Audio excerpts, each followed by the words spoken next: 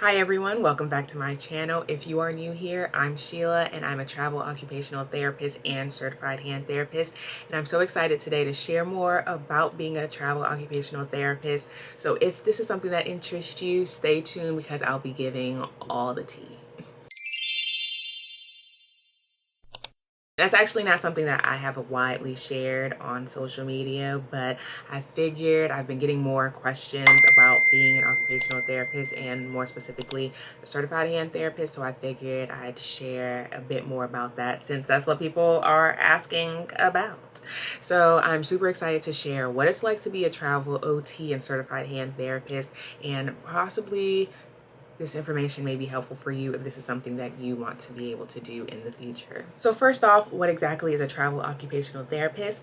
An occupational therapist is someone who has passed the NBCOT, and after they hold a master's or a doctorate degree in occupational therapy, and they travel to different locations throughout the United States to be able to provide occupational therapy services where there is a need. So that means you get to travel to various cities, states, and even countries doing the work that you enjoy, actually. So pretty much as a travel occupational therapist and certified hand therapist, the responsibilities of the job look similar to what I would be doing in a permanent position. However, the primary difference is the location. So instead of being a permanent staff member, I'm pretty much a contractor of sorts, and I get to go to different cities and different facilities to help out when they have a need for an occupational therapist. When you're doing the same duties as an occupational therapist, you're evaluating and treating your clients and patients so that you're really focusing on improving their daily functioning and their return to independence, and helping them work on skills through the use of therapeutic activities and therapeutic exercises.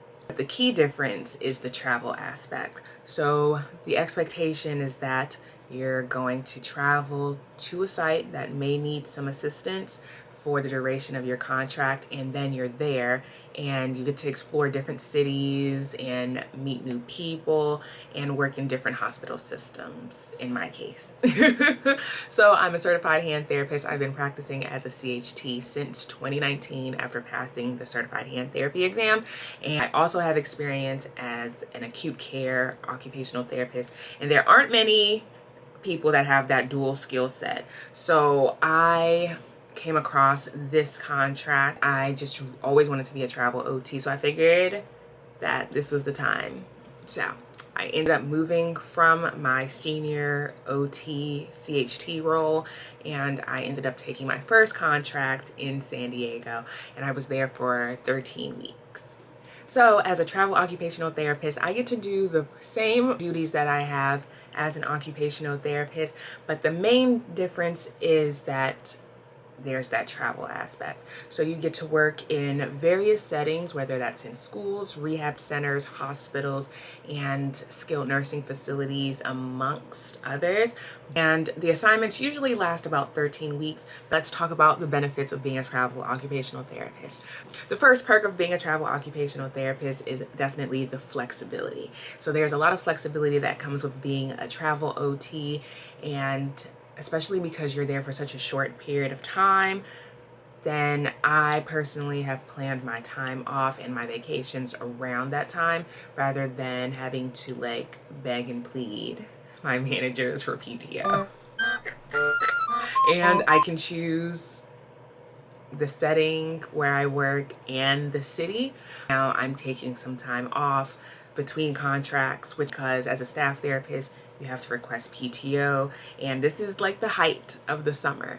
So there's flexibility in being a travel therapist because I pretty much have planned my like vacation around my contract. For my next assignment, I'm actually going to be on the East Coast, which I'm very excited about. So I literally just saw this opening on the East Coast, and it's around the holidays. So I'm very excited to be close to home. So I was able to plan like that time. So it's not ideal because I would love to be in California, especially as the weather starts to get cold here. on the East Coast. Just being able to pick up and move for me is definitely a way that I was able to get out of a cycle of burnout. So yeah, several reasons contributed to me leaving my staff position, but one of them was burnout. So I found that being able to pick up and move after 13 weeks has really helped me really get out of the burnout cycle, and it really contributed to me actually falling back in love with this profession. Another perk is being able to explore new places, because I'm big on travel for pleasure and for work, and being able to pick up and move and explore different cultures, different places, and different settings has been something that is really contributed to my development personally and professionally. So being able to pick up and new cities, meet new people, see how other therapists are treating.